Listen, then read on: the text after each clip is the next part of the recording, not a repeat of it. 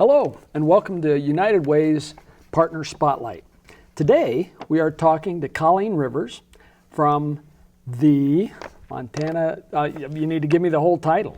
So I am the program director at the Margaret Stuart Youth Home. Margaret Stuart Youth Homes, thank you. So we are with Colleen Rivers from the Margaret Stuart Youth Homes, and we're just going to start by letting her tell us about the youth homes. What's going on there?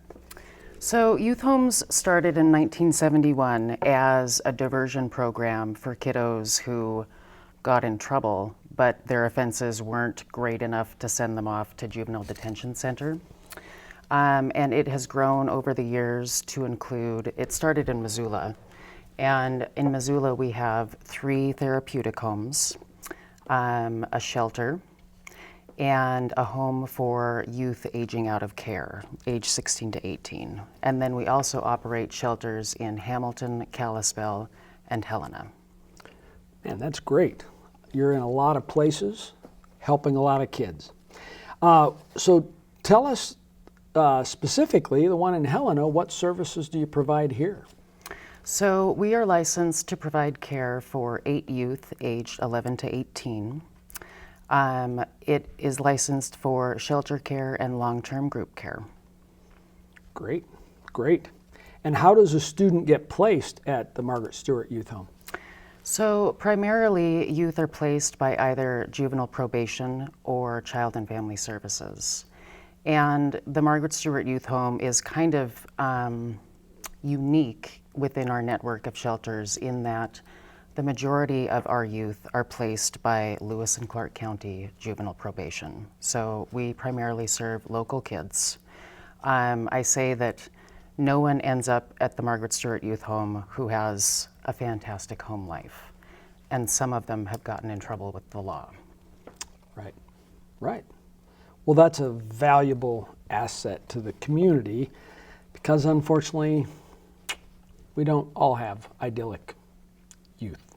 That's correct. And we also don't have a juvenile detention center in Helena either. So that's true. That's true. Well, you're meeting a couple of different needs then. That's very great. much so. And what is the average length of stay for a student? So that varies greatly. My shortest stay, so I've been the program director for almost 3 years. My shortest stay was 20 minutes. And the longest was almost 2 years. Okay. If I had to put a number on an average, I'd say probably 45 days. But okay. Oftentimes a youth will come for a 2-week tune-up. They might not be doing what they need to do, and so they'll get placed with us and we'll get them plugged back into school, make sure they're making it to all of their appointments, going to therapy. Sure. Just a little encouragement for a couple weeks at a time. That's a valuable valuable help to a student. We put the wheels back on the cart sometimes. Yeah. Or put the cart back on the track. Yeah, there you go. That too. Very good. Very good. And where do students usually go after they leave your program? Well, that varies greatly. Some of the youth don't really have a home life to return to. They may go to the Tom Roy Youth Guidance Home over in Missoula, which is the home for youth aging out, age 16 to 18. Sometimes they go to a more intensive level of care if they need more support than we can provide. But those that do have a home to return to that's safe and sound oftentimes return home. Right, right. And well, I'm thinking about Warm Springs, our mental health facility, but is there something like that for adolescents in our state? Or, I mean, is that a resource that you connect with, or is that not needed? Well, occasionally kiddos will end up going to Show Dare. Oh, sure, sure. Sometimes they end up getting placed out of state. Mm-hmm. Or they'll get placed at a therapeutic group home, like the ones that we operate in Missoula. There are some other agencies that operate ones elsewhere in the state as well. Great. And those are, as we know, more concentrated assistance for them for those issues. Good, Good. Well, tell me a little bit about the success rate of your program. So I find that we have maybe a non-traditional definition of success. I took a phone call this spring from a previous resident who had turned 18, and he wondered if his W-2 had come to the house. And I thought, you're doing your taxes. So that in and of itself, honestly, is a success. Yeah. One of my favorite stories to tell, though, we accepted a youth last fall who was 3 weeks shy of his 18th birthday. And he had kind of been going off the rails, running around, and so his probation officer said, hey, will you hang on to this kid until he's 18? And so he came into the home, and I started the way that I usually do by telling him the 3 rules that I care about. And this is how I greet staff who are new to me as well. So the 3 rules that I care about are safety first, please be kind, and please be respectful. And then I started talking about him getting a job, because that was something that his probation officer had said that he needed to do. And he said, hang on, I'm going to stop you right there. I'm not going to get a job. I'll follow your rules. You won't have any problems from me, but I'm not going to do anything that my probation officer wants me to do. And I said, okay. I mean, if you can follow the 3 rules, then that'll work for me. We can do this for 3 weeks. And so we kind of finished with the intake, and I took him upstairs where the youth live. And within 45 minutes, he was on the computer and applying for jobs. Okay. And before he left care, he had 2 jobs. Oh, there you go. There you go. Sometimes it's how we respond to pressure, right? Yeah. Very much so. Yeah. Interesting. Interesting. Well, my next question is about stories to share. Maybe you've got another. You probably have a handful of success stories. Can you share another story with us?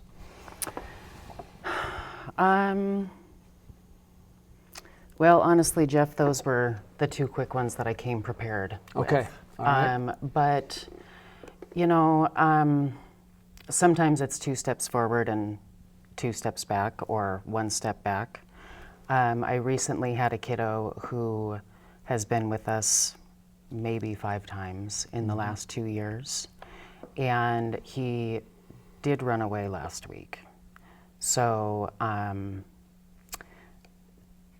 I hope that he's safe currently. However, before he left, he stayed for 5 months, and that was 5 times longer than he had made it in his previous stays.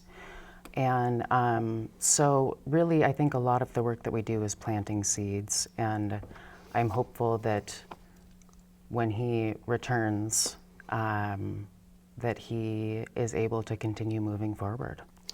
Well, and as I mentioned, having worked with students for a good part of my career, small victories, baby steps. Very much so. And we know that students are continuing to develop, their brains are continuing to develop, and it's challenging for them as well, and so the smallest increments you have to celebrate. Very much so. Because it's just so important. Colleen, tell us a little bit about your staff at Margaret Stuart Youth Home. Well, Jeff, I am so incredibly blessed. I have a wonderfully solid staff. I have about 8 full-time folks, and they have all been with me for over a year. And some of them have been there for multiple years. As you can imagine, it's difficult work, but I find that the staff, I would not want to do the job without the staff that I have. And my part-time people all bring something unique to the table. We have a very diverse skill set, and I am so incredibly grateful for my staff. I kind of feel like I'm living in an alternate universe because I have a solid staff, and that's really hard to come by in this work in normal times, right, which I feel like I'm not quite sure that these are normal times. So, Well, you're right. It's post-COVID. Everyone is seeking staff, employees. Let me ask that question quickly. How was COVID for your housing arrangements and situation? I feel like we came through that relatively well. We did have COVID tear through the house a couple of times, but not everyone got sick. At one point in 2020, I had 3 youth who all tested positive, but the other 3 youth that were in the home did not end up coming down with COVID. I didn't have any staff test positive at that time. I recently had a couple of staff test positive, but I haven't had any other kids be positive. And given the fact that it's a communal living situation where, they all have their own room, but it's close quarters and shared space. And so I feel really very lucky that we just kind of have been doing business as usual. Good. Well, that does sound good. That does sound good. Are there any new developments on the horizon for Margaret Stuart Youth Homes here in Helena or maybe in the region? Well, I am really excited about what is happening with our facility. So the building itself is actually owned by Lewis and Clark County. Okay. And they set aside $35,000 in ARPA funding to do a preliminary architectural report on the building and on the site. Okay. That's due on August 1st, and we are looking at renovating. The building was built in the late 80s. It has always been in operation as a group home for children. And as you can imagine, there's been a little bit of wear and tear. Since I took the helm, everyone has really stepped up and we have done great improvements, painting, fixing holes in walls, doing all sorts of little things, but the county is committed to doing some significant work. And what I'm most excited about is, so technically we are licensed for 8 youth, but there are only 7 bedrooms. Okay. And so hopefully, for most intents and purposes, I consider 7 full. Right. But if we get this work done in the next year or 2, then we'll end up with 8 bedrooms and potentially a remodeled kitchen, a new staff bathroom. We're going to relocate the laundry area because the laundry room is not its best self. It's not set up very well. So the architects are looking at just streamlining things, making it feel that much more comfortable. Right. Well, good. That's good news. That's exciting. So, in this process, in the work that you do, what do you need from the Helena community? How can folks get involved? Talk to us about that. Well, we do have a few volunteers, and if folks are interested in volunteering, it works best if you have a specific skill that you want to bring to the table.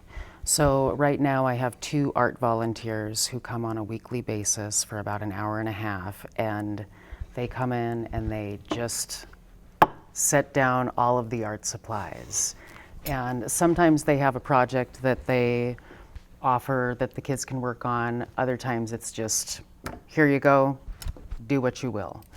And I've got another couple who comes in on Sundays, and they've been around for longer than I have. And they come, they bring treats, and they sit down and they play board games with the kids.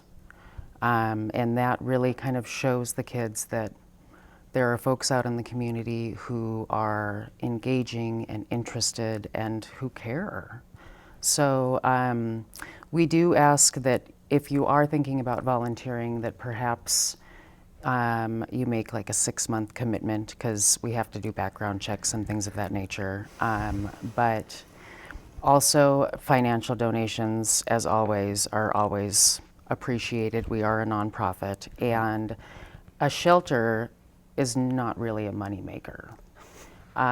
We receive rate, we receive funding for services rendered, and so there's a daily rate of $150 a day that the state pays when they place a child. Actual costs run closer to $275 a day. So we operate in the red, but thankfully the youth homes umbrella shelters us from the storm. Right. Well, good. Well, good. Keeps you afloat. That's correct. Well, but any other additional funds always help. That's right? correct. Well, great. Well, great. Well, is there anything else that you'd like to tell us about Margaret Stuart Youth Homes? Well, I think just that I am so grateful that we are in the Helena community. I am a Helena native. I've spent most of my life here, and it is just amazing the folks that step up and care, really. Yeah. I feel very grateful. Yeah. You know, you're exactly right. And my son has been here 15 years, and we've been around 3 years now. And that is a characteristic of Helena that I have come to appreciate. And that is when there is a need, the people of Helena step up. Just, last week, Symphony Under the Stars, 24,000 pounds of food donated? That's pretty impressive. So yeah, thank you, Helena. And thank you for tuning in today to our partner Spotlight with Margaret Stuart Youth Homes. Thank you.